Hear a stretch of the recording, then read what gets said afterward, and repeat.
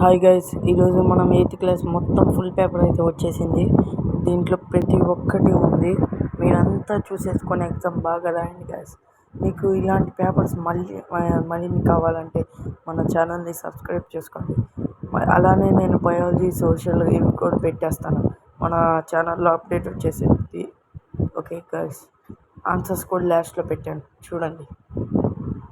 మళ్ళీ చెప్తున్నాను, మీరు మర్చిపోకుండా మన ఛానల్ సబ్స్క్రైబ్ చేసుకుంటే మీకు ఎటువంటి డౌట్ లేకుండా మన పేపర్స్ డైరెక్ట్ మీ దగ్గరికి వచ్చేస్తాయి.